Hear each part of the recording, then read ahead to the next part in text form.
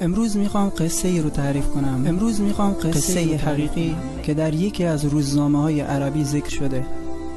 قصه رو خود صاحب قصه تعریف کرده و از روزنامه خواسته تا اسمش رو منتشر نکنه، فقط خواسته عبرتی برای مردم باشه. صاحب قصه میگه در دانشگاه بودم و تو اونجا بسیاری از جوانان با دختران رابطه داشتن. یه بار با دختری آشنا شدم و باهاش رابطه غیر شرعی برقرار کردم و مدتی به همین صورت گذشت تا اینکه حامله شد. هنگامی که خانواده‌اش متوجه شدن و دختر منو به اونا معرفی کرد، برادرش پیش من اومد و به من حمله کرد.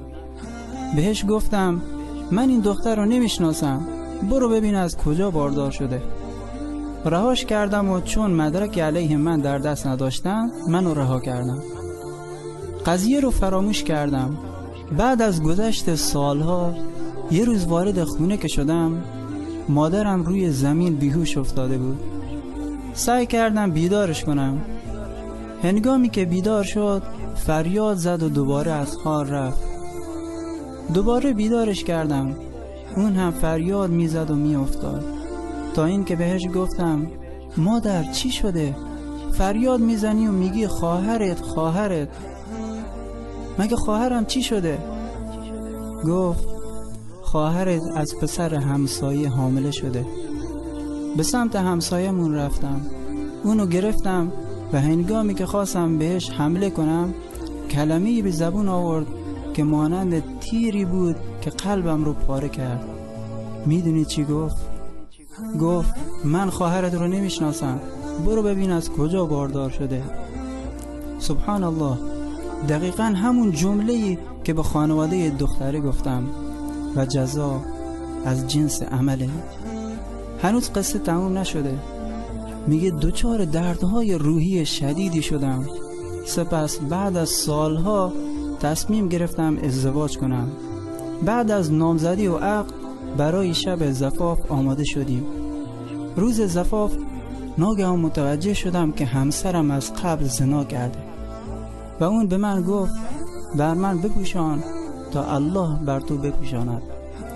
با خودم گفتم بس ای الله، کافیه ای الله. میگه یه بار دیگه ضربه خوردم و این غصه رو به سختی قورت دادم و سالها رو با اون سپری کردم و از اون دختر بچه‌ای مانند ماه به دنیا اومد. هنگامی که به 6 سالگی رسید دخترم از خیابون گریان کنان به خونه اومد. گفتم چی شده؟ نگهبان ساختمان به اون تجاوز کرده بود. لا حول ولا قوة الا بالله العلی العظیم و یمکرون و یمکر الله والله خیر الماکرین. برادر گرامی، خواهر گرامی، نگو خیلی ها این معصیت رو انجام دادن. نه، هرگز نگو. اون دختر دانشگاهی که در اول قصه با اون رابطه رو شروع کرد برادری داشت که اون ماجرا براش یه فاجعه بود و خداوند هم همون فاجعه رو بر سر خواهرش در آورد و شوهری خواهد داشت که شوکه خواهد شد و پدری که قلبش براش قطع قطع میشه. پس الله متعال دخترش رو مبتلا کرد و جزا از جنس عمله. پس باید عاقبت عملش رو متحمل بشه. ولی کسی که گناهی نداشته باشه و این چنین مصیبتی براش پیش بیاد، این آزمایشاتیه که خداوند بندگانش رو مبتلا میکنه تا مقامشون رو بالا ببره، گناهاش رو ببخشه. و برادران و خواهران گرامی، پروردگار ما سبحانه و تعالی بسیار غیوره و بر حدود خود بسیار غیرت داره و برای اون انتقام میگیره. پس هوشیار باش. از الله متعال خواهانیم که عیبهای ما و شما رو بپوشونه.